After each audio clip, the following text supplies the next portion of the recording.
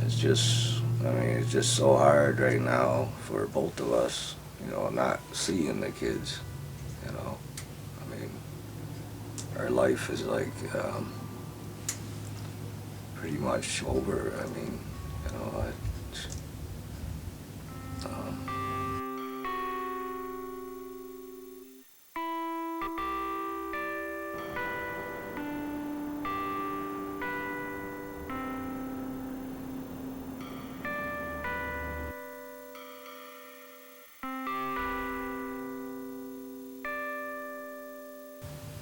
you know, I love my wife and I love my children with all my heart, and um, I just need them back to make our lives full again.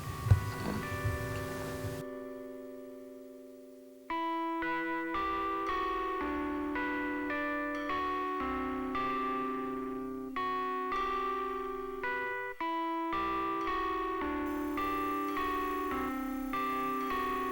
sometimes we didn't even have a place to live or whatever, and I realized that at an early age, stealing and ripping people off was really the only way to live.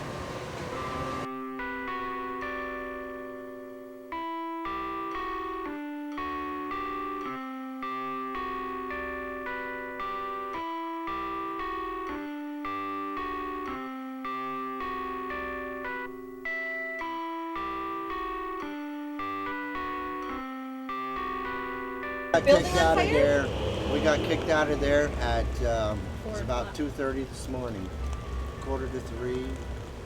So we went over here to the Trinity Church and tried to gather what the hell we're going to do now. You know, because that's where we've been staying. And we just sat there, drank a beer, and now we don't know what we're going to do. I don't know where we're going tonight.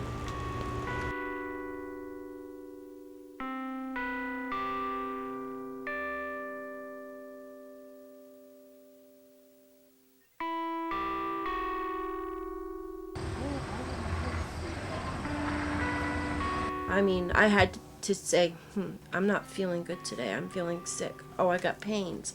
What am I going to do? Eat, or am I going to go to the hospital, or am I going to go see a doctor? You had to choose. What do you want?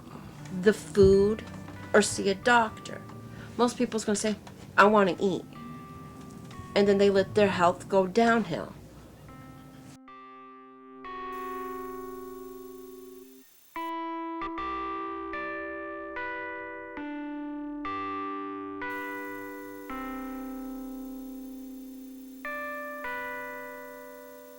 By the church. That's crazy because everybody they can't. got a thing on the church where you can turn the water on.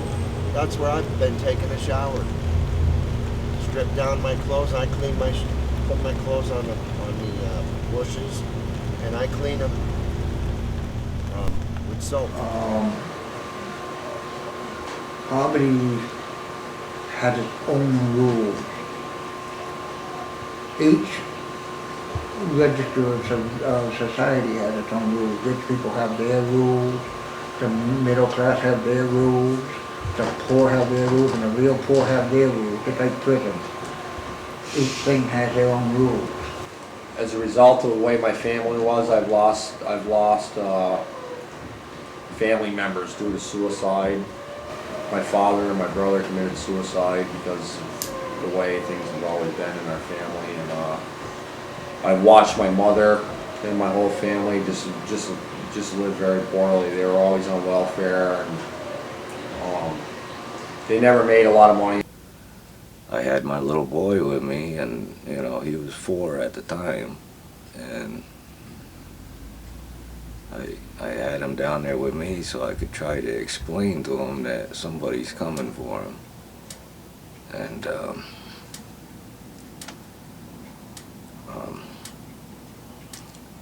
you know, I just didn't know what to say to him, you know, because when they came, they didn't even let me finish the clothes, you know.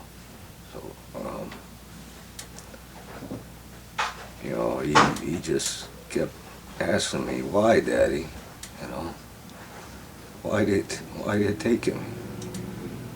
And I still see that in my head all the time. And it just breaks me up, you know. But it's, you know, it was the same way at our visits too, you know. It was pretty much them getting taken away all over again, you know. You know, it's really, really bad. You see how I'm doing. The year after he was born. Yep. Tore it down. That was, he must be my Not age, so good. 43. No, But, he's younger. you know, I'm surviving It was torn still. down after. Stepping stone. I always thought. Baby Nah, steps. it doesn't matter. No, my Just a youngest matter of- brother was Every day I wake up, it's like I don't know what's in front of me. Day Okay, to so I'm day. off by a Lately, couple of years. day to Okay, day. that's- But, you know, after we lost the kids, we had to do all kinds of different counseling in order to get them back, you know. And, you know, we did everything that was asked of us. And, you know, we pretty much were still working on it, and we ended up losing our place because of court and the counseling that we had to get and everything else. And People think probably it's just drugs and alcohol, but there's a lot more to poverty and addictions to just drugs and alcohol. There's the violent side, there's the guns, the knives, the having so much pain put on you that it actually becomes like candy here. Growing up looking at scars like badges of honor. you know how they everybody has that American dream, you know, a white picket fence and nice yard and stuff like that. I'm hoping we get that someday, and you know, then you know our life will be full, you know, and happy again. I mean,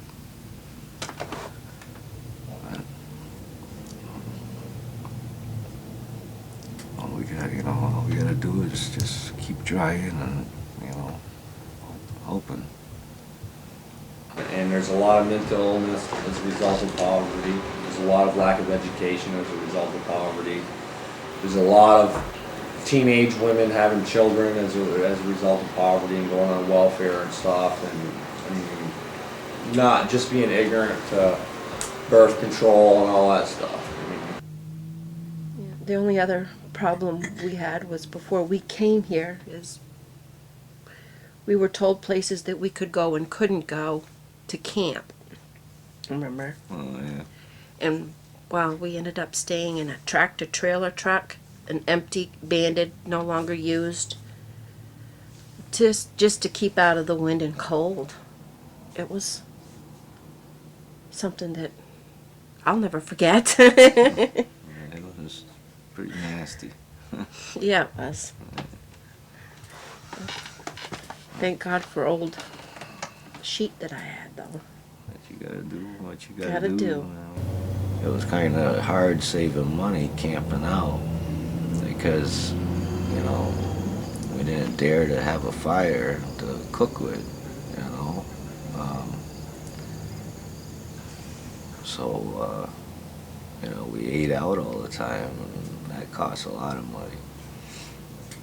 And, you know, once in a while the weather was real bad and we got flooded out or whatnot, which did happen a few times.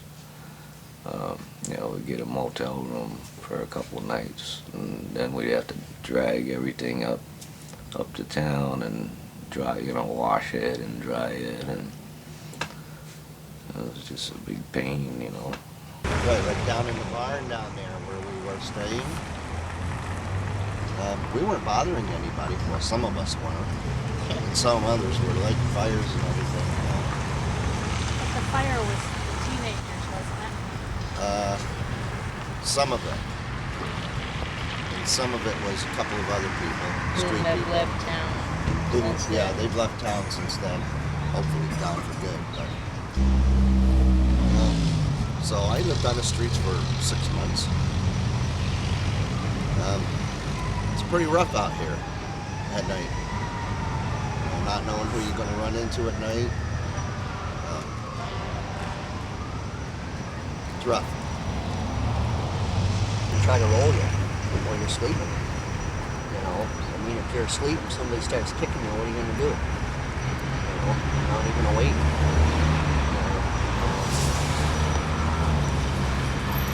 The only fortunate thing for us is we've been in the area for a while, so we know a lot of people. So it's not as dangerous for us as it would be if somebody was to come here from a totally different area and didn't know anybody. Because the chances of them getting in a fight or getting rolled is probably twice what it would be for us. Years old, I learned how to make money. Okay? I was having the winos buy beer for so much a case, and I was selling it to the junior high people, but I was too little because they could took it from me. So I had winos, somewhat straight in the head, that would sell it to them. And I'd give them enough to buy a jug of wine, and I was making 100% profit off each case. And on the weekends, the junior highs and the high schoolers would come get their whiskey or beer, whatever they wanted. And so I learned this, but I learned it by watching grown-ups as to us. Well, you're looking for full-time. have a shop, I got one that's kind of or like, set up a table somewhere. yeah, I got one that's kind of like part-time, full-time kind of thing. They work you when you're needed. But I work like, 5-6 days a week. This week, you're not allowed to get overtime, so I went 3 days without working. So it's hard. So I'm trying to find another part-time myself, just so that we can make ends meet and stuff and save up for another place. It's not the easiest thing, but we'll do it. We've always bounced back before. When I was 13, or before I was 13, I started, I got put, foster care and in state's custody and juvenile jail for stealing and just, ripping people off. And I started developing a substance abuse problem. So by the time I was 18, I'd spent most of my teenage years in juvenile jail. And when I was 18, I did an armed robbery for drugs. A certain few, make it difficult for you if you're down on your luck, or if you ain't got no place to live, or lost your children like we did. Yeah, everybody looked down on us. And, not everybody, no. It's just we had a hard time getting a job up that way. And, it's only because of them certain few people, and which I think is really wrong. I always had to wear like bag clothes and stuff that I didn't want to wear when I was going to school, and that's why I hated going to school. I hated being around people my own age, because I just didn't, I didn't feel like I fit in. Yeah, we just had to get out of there because, even though we know that people knew better, still you have a certain few that, looked down on you. Didn't feel right, being there anymore, Plus there was so many memories, there, of the kids and stuff. who haven't dealt with poverty drive by somebody who's really dirty and their kids are dirty and they have nothing. They sort of avoid, what I see is they avoid these people. They drive right by and it's like, you know, as soon as they can forget about these type of people, they get them out of their mind. They don't have to think about it anymore, and that's how I think people see it. A lot of people do. Instead of just trying to help out or whatever. Maybe there's really nothing you can do. I don't know, but it does look like an eyesore to me, and I've been through it. So, and I think of it as an eyesore. It's like sort of like something I'm ashamed to see. You know, people like that.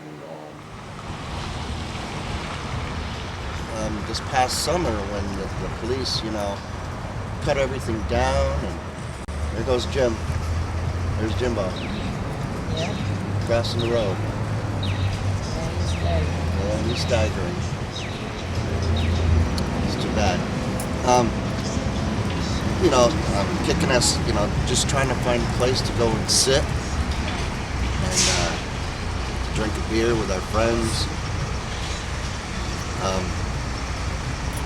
And they basically pretty much, you know, you can't go there, you find another place to go and you can't go there. And they cut all the trees and everything down. And so that we were hiding to try to not be in anybody's way. But yet, I don't know how to say this. Police find you and make you leave, kick you out of everywhere, you know, where you try to not be in anybody's way, pretty much. No, we didn't want to burden anybody.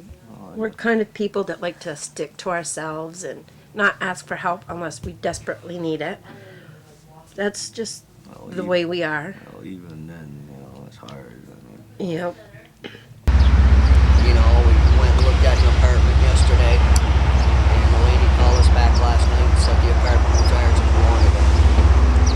So we're pretty excited. I'm really thankful for the help of, you know, this shelter. And I mean, like I said before, you know, if it weren't for this place, you know, we'd probably be, you know, dead somewhere. I mean, Frozen, starving. something. We can let go of some of the past people we've had. Because we know if we continue to hang out with them and continue to let them hang out with us, that chances are greater that we would lose the apartment. Yeah. If we were to keep it.